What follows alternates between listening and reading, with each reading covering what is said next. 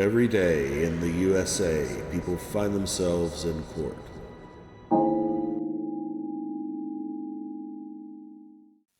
All right. Seated. Cole. Thank you, Your Honor. We're here in the state of Ohio versus Jacob Sartain, case number 18CR604. The defendant is present with counsel John McFall. We are here today for a hearing on, Kevin McFall. We are here today for a hearing on the defendant's motion for judicial release, which was filed on April 23rd, 2025. All right, Mr. McFall. Thank you, Your Honor. Your Honor, as the court is aware, Mr. Sartain was sentenced on April 25th, 2019 to a term of 6 years on count 1 and 6 years on count 5 concurrent. And I believe there's a 1-year gun spec for a total of 7 years. He was delivered to the institution on May 2nd, 2019. He has been incarcerated for a little over 6 years. I want to point out, Your Honor, at the time of the offense, he was 18 years old, and his life was certainly out of order and out of control. While he was incarcerated, he did participate in complete several programs to help him deal with his addiction as well as his behavioral issues. But unfortunately, while incarcerated, he did get involved in some illegal activity, and I believe apparently it was due to some threats on his health and well-being. He knew it was wrong, but he did engage in it, Your Honor. And unfortunately, he realized this. He made a poor decision, and he certainly regrets it.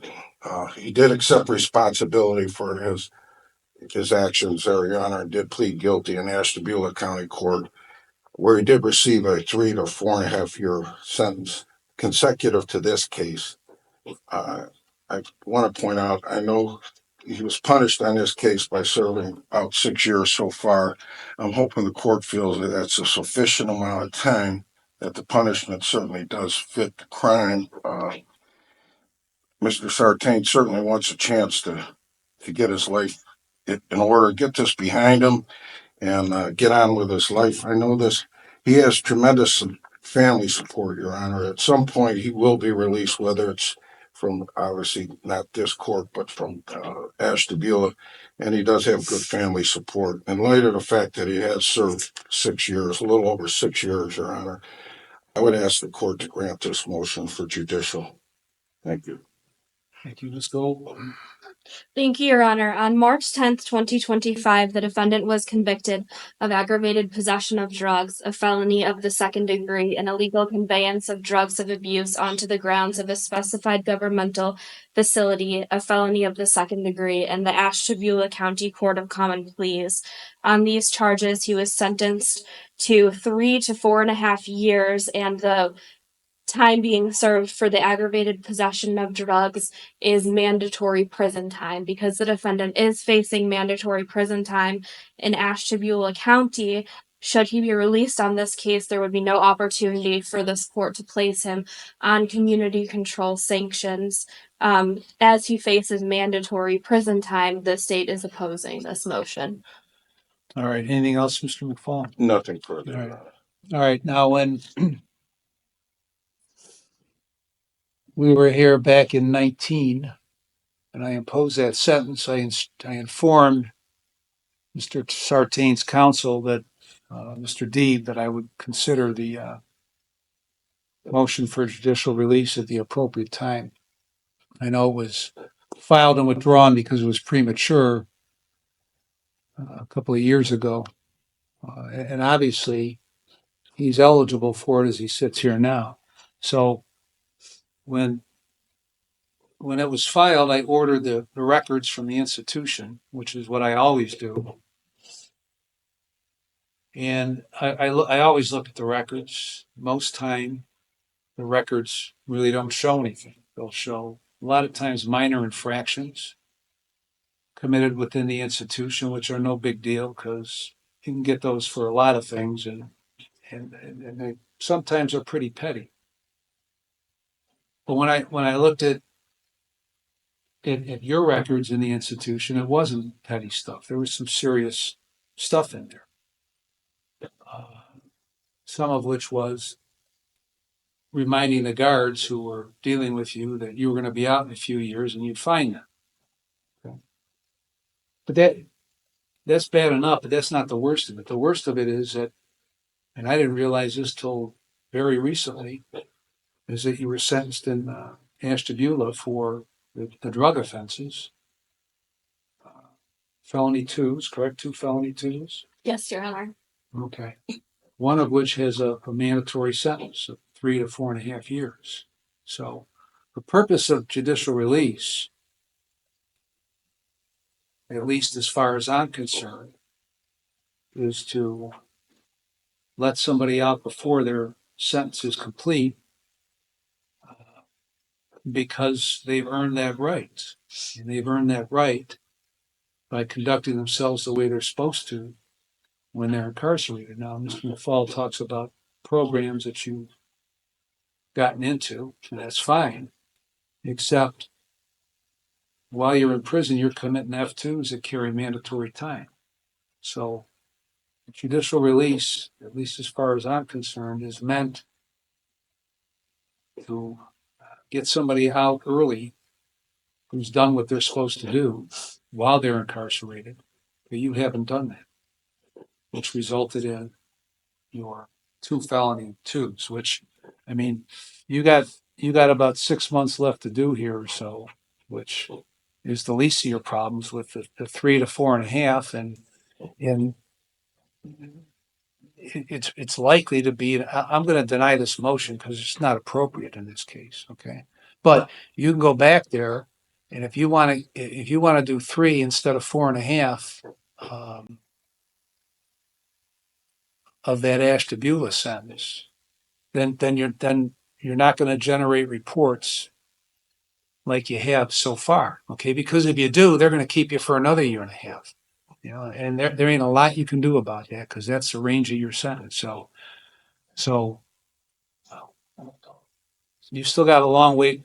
You still have a long way to go with your life because you're still in your 20s. But um, if you continue on this road, this is going to be an in and out thing the rest of your life. So your brother was here, and your brother,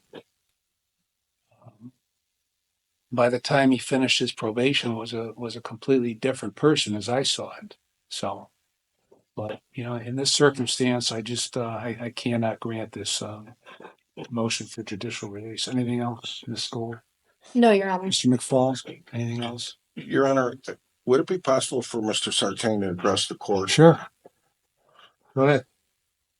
Your Honor, I just want to say that, it's been a long time since I stood here, over 6 years, and I know this situation that had Ashtabula, I pled guilty to, but I just wanted to let it be known to the court, though, that this isn't a situation that I wanted to do, that I was approached by individuals that are a part of gangs, you know what I'm saying? And I'm not a gang member. I chose to do everything right.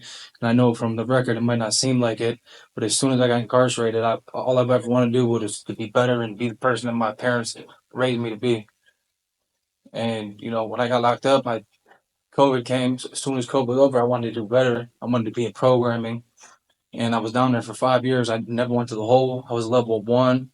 I was considered a model inmate until this situation happened. And this situation only happened because I was approached by individuals that, unfortunately, they gave me an ultimatum that I felt like I didn't have a choice when they approached me saying that you have to hold these drugs for us or you have to leave this compound, and it's not going to be going to a different compound. It's going to be in a hospital. My back was against the wall, and my case was in 19 was public. It was all over Facebook and all the news. So people from down there knew I was from Eastlake. So they knew where I was from, Your Honor. And I did make a mistake. I take full responsibility for it. But I looked at it. I had a choice to make. I either did it and take the chance and risk of not getting caught with this, or do what these people say that's doing 99 years and life in prison and potentially getting myself killed in prison and never making it home to be the man that I know I am and by the people my parents raised me to be. I really please consider granting this judicial release so I can start another time, so I can prove to this court, my community, my family, all the people that love me, that I am the person that I know I am, and I made a mistake when I was young. And I please reconsider and I just, it's been a long journey down this road, and I've had my back against the wall. I've been doing everything. I've completed carpentry so that when I get out, I have a plan.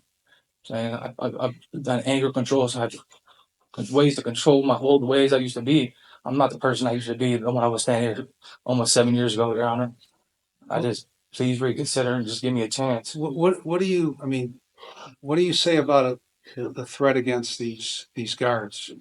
But this is the other thing. When that situation happened, they took me and put me in the hole all the way where I couldn't contact anybody. I contacted my brother first on the phone. I said, bro, this is a problem. I need you to call up here. They blocked my communication. That threat to the guard, it was the Isaiah Latrell. And they said the exact threat was on my ticket said was, I'm going to get out in a few years. I'm going to come find you. I promised to God. I never said that. What I was said was, it's okay. I'll be in this hole. My time will keep going where I'm at. I swear to God, I never said that to that man. I would never. I'm not like that. When situations happen with guards, Your Honor, I swear to God, when situations happen with guards, I see people beating up guards. I want to be the one to step in and help them. But unfortunately, the place I'm at, the people I'm surrounded by, I can't because I, I, I'm outnumbered. You know what I'm saying? Where are you at, Lake Erie? I'm in trouble correctional now. And that's another thing. Were you in Lake Erie? I was in Lake Erie for 5 years. I didn't get no trouble with the pettiest tickets. I didn't go to the hole at all, Your Honor. And as soon as I got sent to Trumbull, the people that was at Lake Erie that was holding it thought I was going to snitch on them and tell on them. And I knew I couldn't because I had my family to worry about, myself to worry about. And not even 3 months there, I get 4 people from the same gang come in there, pull knives on me, take all my property. I'm saying there's nothing I can do. I'm saying I'm trying to do everything I can to make it home to my family. So I let that stuff go. Your Honor, truthfully, 7 years ago, I wouldn't have. I would have did. I would have did. But I've learned. I've learned from my mistakes. I've done everything that impossibly was inside of prison that allowed me to be the better person. And I can truly say that getting this time from when I was 18, when I got locked up, sentenced when I was 20, it's made me become a better man. I've actually can truly say that I'm rehabilitating within the system. I'm not trying to fall victim of this prison system because this is not me. Around when I was 18, I graduated high school. I was in Lakeland going to get college credits so I can play football, and that's all I ever wanted to do was just be a better man. Man, my parents raised me to be, Your Honor.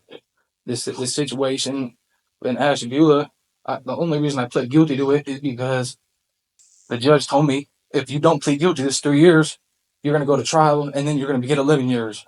And I can't do that to my mom. I've already missed almost 7 years of her life. And as you can see, she needs me out there. I'm saying I never threatened no officer. Even in Ashtabula, I told them, I said, I would do the right thing. I can't get no inmates' names because it's put my life at threat, but I would let you know how the drugs are getting in this place. And they didn't want to hear nothing. And then 2 weeks later, I went to go file an appeal on this, and my lawyer got barred from the association, so I couldn't even talk to anybody about it. And then 30 days went past, so I couldn't appeal nothing. Saying I've never, with the Ashtabula situation, I tried helping. I'm saying they just didn't want the help. Who was your lawyer in Ashtabula? Melissa Denisio. And even in court when I went to court originally on March 7th, it was for a plea deal hearing, and they initially offered me 5 years, and I told them that I can't do that. I'm not saying I'm not guilty, but I'm saying that like my life was threatened, and inside the prison system, it's a wild thing. You know what I'm saying? I've been down this long road with so many different people and individuals, and I've had to have my back against the wall and maneuver and do the right thing, and that's all I've been trying to do. And when it happened to Ashtabula, she said they come with 3 years plea offer, and said if the judge said if I didn't take it, that I'd be getting 11 years. Which judge? I can't. You know? Harris? Thomas Harris, yeah. And I even told them that I would be willing. I can't give you no names of inmates because that puts my life at risk. Because I've already seen it at Trumbull twice now. I've had people running my cell with knives, on my sleep with a knife to my neck, saying if you're telling them we're gonna kill you. I'm saying, I mean, rather, what would any person do? I'm just trying to make it home. I made a mistake when I was young. This situation, I'm taking responsibility for it. I'm willing to do the time for it. I'm just asking to please start the time to grant me my judicial and let me go home, make it home to my family. That's all I have to say around it. What did you what when you were at Lake Erie? What were you doing? What kind of things were you doing? When I first got there in 2019, I was young. I started playing softball. There wasn't too much programming there. I did a little bit of narcotics and alcohol anonymous classes. I was in a program. It was a janitorial program helping clean the institution. I was an institutional painter, and I even got good time knocked off for that. Unfortunately, there was a computer malfunction where they took off 2 weeks off my sentence. But ever since last year I was eligible, I've been getting 5 good days a month taking programming. I've been doing anger control, thinking for a change. I did a 6 month program through OSHA carpentry just so that I can, when I do go home, I do have something that I can go home to. I'm certified at carpentry. Lake Erie, there wasn't many programs, but every program that I was eligible for because of the time I had, I did. Alcohol Anonymous, Money Matters, Anger Management. I did everything that they offered for my age and my time. I started doing, also on my prison record, there's a couple programs in there that says I started, but I never finished. And one of them was GED. And that was because they took me out of it because I already had a high school diploma and college credits. And the other one was called Topoku, and that's the only person you can change is yourself. The reason I got kicked out of that was because they said my time was too long. It's not any program that I was in that I was eligible to do, I completed. Those programs, they said I wasn't under the line restrictions to be in a program. And what do you have any idea why you were relocated to Trumbull? It's because of this incident, but also on that ticket, it's saying they had to use of force on me, and because of the threat against the officer. When I got my ticket read, when I went to the RIB written infraction board and got my ticket read, the CO that was reading the ticket, he even told me, he said, if you didn't threaten the CO or you get a use of force, you would have never got your level up. But I never had a use of force with these COs or threatened them. They did that to prevent Lake Erie from them letting know what I know about Lake Erie, because Your Honor, Lake Erie is it's a terrible place. It's the amount of correctional officers in there that are bringing drugs in, the amount of people in there that's getting gang beat up, and everything that goes on there is just not the place to rehabilitate. But again, I took it out of my time to not fall victim, and I actually did let it help me. You know what I'm saying? I It was a long 5 years down there, and I've been at Trumbull now for 15 months, and it's that's even been harder down there. But I'm still continuing to do what I have to do to become the man, like I said, my family wants me and needs me to be. And again, the situation out of Ashtabula, it's. I've had so many thoughts on it, but I just told them no. But then I don't want my parents to call saying, "Hey, your son's not coming home," because he didn't want to do something for these dudes that are doing life in prison that don't care. And so I just I'm admitting guilty for doing something, but I just want you to know that I felt like I had no choice. That take the chance of not getting caught or maybe not making it home with my family, Your Honor. Okay. Anything else from either side?